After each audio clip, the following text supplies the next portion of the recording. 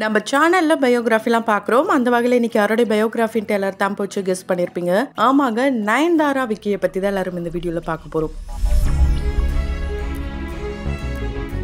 இவங்களை பற்றி பார்க்கறதுக்கு முன்னாடி இது வரைக்கும் யாரெல்லாம் நம்ம சினி சமூகம் சேனலும் சப்ஸ்கிரைப் பண்ணலையோ அவங்க எல்லாரும் மறக்காம சப்ஸ்கிரைப் பண்ணிட்டு பக்கத்தில் இருக்க பெல் ஐக்கனையும் மறக்காம ப்ரெஸ் பண்ணிடுங்க. அது மட்டும் இல்லாமல் இந்த வீடியோ பார்க்குறவங்க நீங்க நயன்தாராவுடைய ஃபேனாக இருந்தீங்கன்னா கமெண்ட்ஸ்ல ரெட் ஹார்ட்டிங் கொடுக்கலாம். ஸோ நயன்தாரா அப்படின்னு சொன்னாலே இங்க லேடி சூப்பர் ஸ்டார் அப்படின்னு தான் நம்ம எல்லாருக்கும் ஞாபகத்துக்கு வரும். அந்த அளவுக்கு பல சர்ச்சைகள்ல சிக்கி அதுல இருந்து மீண்டு வந்து இப்போ அவங்களுடைய கெரியர்ல ரொம்ப ரொம்ப கான்சென்ட்ரேட் பண்ணி ஒரு பக்கம் ஆக்டிங், இன்னொரு பக்கம் மதர்ஹுட், இன்னொரு பக்கம் அவங்களுடைய பிசினஸ், ஃபேமிலின்ட்டு ரொம்ப ரொம்ப பிஸியான ஷெட்யூல்ல போயிட்டு இருக்காங்க. இதெல்லாம் தாண்டி ஃபேன்ஸையும் நம்ம எங்கேஜிங்கா வச்சுக்கணும்ட்டு அவங்க சமீபத்துல இன்ஸ்டாகிராம் பக்கம் வந்ததுதான் வந்தாங்களே, சும்மா இருக்காம அவங்களுடைய போட்டோ மட்டும் போட்டு போகாம நிறைய அட்வைஸ் அண்ட் டிப்ஸ் கொடுக்கறன்ற பேர்ல சில சர்ச்சைகளையும் சிக்கலையும் சிக்கிறாங்க. ஏன்னா சமீபத்துல ஒரு டீ பிரச்சனை ஓடிட்டு இருக்குங்க. Hibiscus flower tea. இந்த டீயை குடிக்கிறதுனால தான் என்னுடைய அழகு அண்டு வெயிட் லாஸ் இது எல்லாத்துக்கும் இது ரொம்ப ரொம்ப சிறந்த மருந்தாக இருக்கும். அது மட்டும் இல்லாமல் சுகர், பிபி இது போல சில வியாதிகளை கட்டுப்படுத்தலாம் அப்படின்லாம் அவங்க சொல்லியிருந்தாங்க. அதை பார்த்துட்டு ஒரு கல்லீரல் சிகிச்சை நிபுணர், அதாவது டாக்டர் கொந்தளிச்சிட்டாருங்க. முன்னாடி சமந்தா அப்படிதான் அவங்க வாய வச்சுட்டு சும்மா இல்லாம வைரல் தொற்றுக்கு ஹைட்ரஜன் பெராக்சைடை நம்ம சுவாசிச்சோன்னா எந்த வைரஸா இருந்தாலும் பறந்து ஓடிட்டு ஒரு தவறான தகவலை பரப்பி விட்டாங்க. அப்பவும் அந்த டாக்டர் கொந்தளிச்சாரு. அதுக்கப்புறமா மறைமுகமா ஒரு மன்னிப்பும் கேட்டாரு. இப்போ அதே மாதிரி தான் நயன்தாராவும் தவறான தகவலை பரப்பிட்டு வராங்க. அவங்களுடைய ஓன் பர்சனல் செலிபிரிட்டிஸ்க்காக தான் அவங்க விளம்பரம் படுத்திருக்காங்க. மத்தபடி இதை யாரும் எல்லாருமே டெய்லி அருந்தாதீங்க. பெண் குழந்தைங்களா இருந்தீங்கன்னா கண்டிப்பா அருந்தாதீங்க. பூப்படிகிற வயது தள்ளி போகும், இறப்பையில பாதிப்பு ஏற்படும் அப்படின்னு அவரு சொல்லியிருக்காரு. இதெல்லாம் பார்த்துட்டு திரும்பவும் நயன்தாரா கொந்தளிச்சது மட்டும் இல்லாம அந்த போஸ்டையும் டெலீட் பண்ணிட்டாங்க. தேவையில்லாம முட்டாள்தனமான மக்கள் கிட்ட நான் ரிப்ளை பண்ண விரும்பல அப்படின்ற மாதிரியான வார்த்தைகளையும் விட்டுட்டாங்க.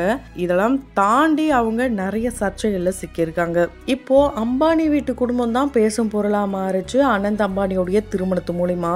அதுல நிறைய பிரபலங்களை நம்ம ஒன்றா பார்த்திருந்தோம். அதுல குறிப்பா நயன்தாரா அண்ட் விக்கி இவங்களுடைய வருகையை பார்த்துட்டு அவங்களுடைய ஃபேன்ஸ் ரொம்ப ரொம்ப ஹாப்பி ஆயிட்டாங்க.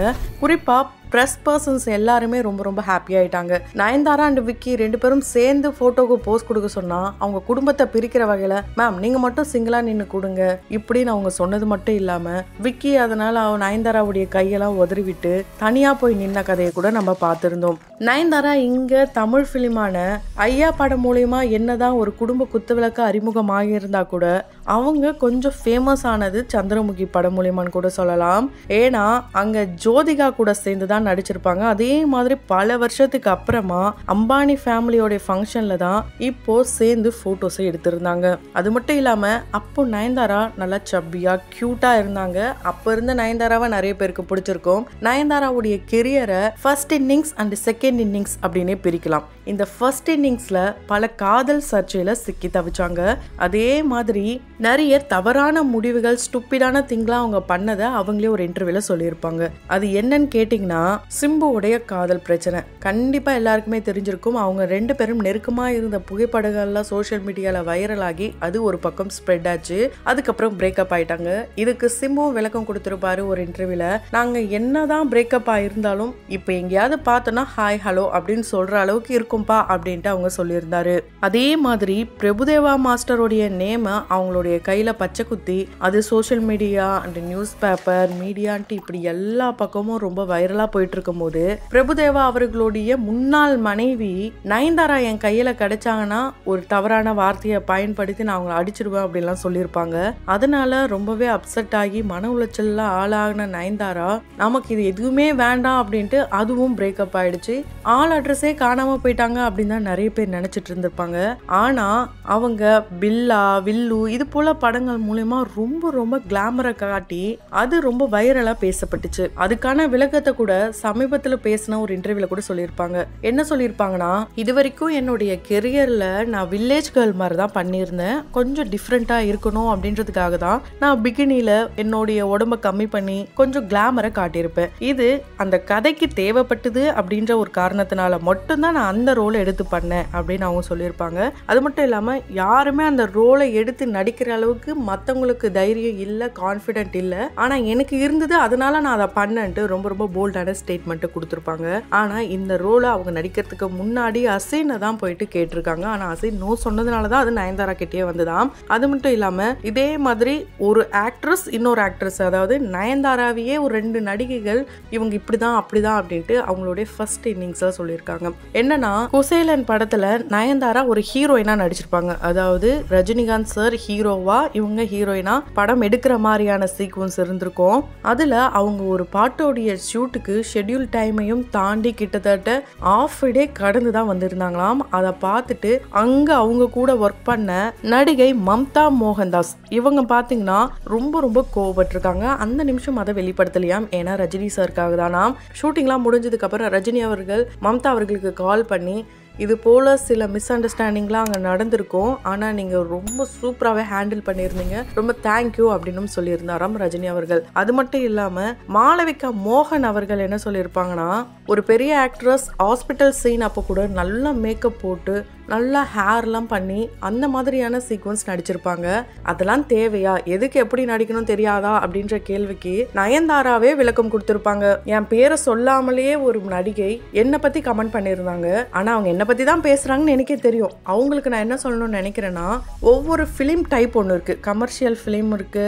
அந்த ஃபிலிமுக்கு எப்படி நடிக்கணுமோ அப்படிதான் நடிச்சேன் நானும் வந்து இது தேவையா அப்படின்னு கேட்கும் போது டைரக்டர், அந்த அளவுக்கு ரொம்ப இது சோகமான சீன் கிடையாது, அதனால நீங்க எப்பவும் நார்மலா இருக்க மாதிரி இருந்தா போதும் அவர் சொன்னதுனால தான் நாங்க நடிச்சேன்ட்டு அப்பவே விளக்கம் கொடுத்துட்டாங்க. இவங்க இந்த காதல் சர்ச்சையெல்லாம் சிக்கி தவிக்கும் போது தான் சினிமா இண்டஸ்ட்ரியே வேணான்னு தள்ளி இருந்த சமயத்துல கம்பேக் கொடுத்த படம் எதுன்னு கேட்டீங்கன்னா, பாஸ் என்கிற பாஸ்கரன், ராஜா ராணி, இது போல படங்களை சொல்லலாம். அதுல ரொம்ப ரொம்ப ஹம்பிளா நடிச்சிருப்பாங்க. இந்த ராஜா ராணி படத்தப்பையும் சர்ச்சைகள் வந்தது. என்னன்னா, படம் வெளியாகிறதுக்கு முன்னாடி போஸ்டர் ஒன்று ரிலீஸ் ஆச்சு, ஆர்யா வெட்ஸ் நயன்தாரா. இதை பார்த்துட்டு உண்மையாலே 2 பேரும் மேரேஜ் ஆக போறாங்களா அப்படின்ட்டு நிறைய பேர் வந்து ஷாக் ஆயிட்டாங்க. கடைசியா இது ஒரு போஸ்டர்பா அப்படின்னு தெரிஞ்சதும் 2 பேருடைய ஃபேன்ஸும் கொஞ்சம் ரிலாக்ஸ் ஆனாங்க. ஏன்னா நயன்தாரா திரும்பவும் ஒரு நடிகரை கல்யாணம் பண்ண போறாரு, அதுவும் ஆர்யாவா அப்படின்ற கேள்விலாம் கூட வந்ததுங்க. அதே மாதிரி அவங்க நடிச்ச படங்கள் மூலமாவும் சில சர்ச்சைகள் வந்தது. அதாவது அவங்க நடிச்ச சீக்வன்ஸ்ல, இப்ப திருநாள் படத்தை எடுத்துக்கிட்டோம் அப்படின்னா அவங்க குடும்ப குத்து விளக்கா ட்ரெடிஷனல் ட்ரெஸ் தான் அவங்க போட்டிருப்பாங்க. அந்த படத்துல அவங்க டீச்சரா இருந்திருப்பாங்க. அதுலயும் சிக்கல் என்னன்னா, ஒரு சின்ன பையன் வந்து அவங்களுடைய உதட்டல கிஸ் பண்ற மாதிரி வந்திருக்கும். அதை பார்த்துட்டு என்ன ஒரு ஸ்கூல் டீச்சருக்கு ஸ்டூடெண்ட்ஸ்க்கு கிஸ் பண்ற மாதிரியா அப்படின்ற மாதிரியான கேள்விகள் வந்தது. அது மிகப்பெரிய சர்ச்சையா கூட மாறுச்சு. அது மட்டும் இல்லாம மாஸ் படத்துல பிரேம்ஜி அவர்களும் சேர்ந்து நடிச்சிருப்பாரு. அப்போ ஆஃப் ஸ்கிரீன்ல பாத்தீங்கன்னா நயன்தாராவை அத்தன்னு கூப்பிட்டு அவங்க கடுப்பாகி போன கதை கூட இருக்காம். உதயநிதி ஸ்டாலின் அவர்கள் கூட சேர்ந்து நண்பேண்டா, இது கதிர்வேலனின் காதல், இது போல படங்கள்லாம் நடிக்கும் போது அவரு வந்து இவங்களை திருமணம் பண்ணிக்க போறாரு. என்னதான் அவருக்கு ஆல்ரெடி திருமணம் ஆனது நிறைய பேருக்கு தெரியாம இருந்த சமயத்துல இவரு போயிட்டு திருமண ஹால்லாம் வந்து புக் பண்ண கதையெல்லாம் கூட இருக்கு. ஆனா அது ஃபுல் அண்ட் ஃபுல் ரூமர்ஸ் தான் அப்படின்றத அவரே வெளிப்படுத்திட்டாரு. இவங்க இது வரைக்கும் 2 சோலோ சாங் மட்டுமே பண்ணியிருக்காங்க. ஒன்னு தளபதி விஜய் அவர்களுக்காக Kodambakkam area, and super star Rajini சாருக்காக பல்லேலக்கா பல்லேலக்கா, இது போல பாடல்களா பண்ணும் போது அதுவும் இவங்களுக்கு சர்ச்சை கேள்விகளா தான் வந்துதாம். என்னன்னா, நீங்க வளர்ந்து வரும் பெரிய நடிகையா இருக்கும் போது ஏன் இது போல சின்ன சின்ன ஒரே ஒரு பாடலுக்கு மட்டும் போய் ஆடுறீங்க? இந்த கேள்விக்கு இது 2மே ஸ்பெஷலா இருந்தது. அந்த ஸ்பெஷலான பர்சன்ஸ்க்காக தான் நான் பண்ணேன். ஏன்னா நம்மளை கூப்பிடுறாங்கன்னா நம்ம கிட்ட ஏதோ ஒன்று இருக்குன்றதுனால தானே கூப்பிடுறாங்க அப்படின்ற ஒரு கேள்வியை அவங்க முன் வச்சிருந்தாங்க. இந்த கேள்வி ஏன் அவங்க முன் வச்சிருப்பாங்கன்னா, நிறைய நடிகைகள் சிங்கிள் சாங் மட்டும் வந்துட்டு போயிட்டாங்கன்னா அதுக்கப்புறம் அவங்களுக்கு மார்க்கெட் இருக்காது. அதனால தான் இவங்க இந்த கேள்வி வச்சாங்க. அது மட்டும் இல்லாமல் உமன் சென்ட்ரிக் மூவி உங்களுடைய ஃபர்ஸ்ட் இன்னிங்ஸில் நிறைய இல்லாத காரணத்தினால இவங்க ஆடியோ லான்ச்சுக்கெல்லாம் கூட போக மாட்டாங்களாம். நம்மளெல்லாம் ஓரம் கட்டி நிற்க வைக்கிறாங்க. அப்புறம் எதுக்கு நம்ம போகணும்? நம்மள ஒரு பெரிய ஆளாக முக்கியமான பர்சனா நமக்காகவே அந்த ஒரு ஆடியோ லான்ச் நடக்குதுன்னும் போது அப்போ நம்ம போய் நிற்கணும்ட்டு நான் ஃபிக்ஸ் பண்ணேன்.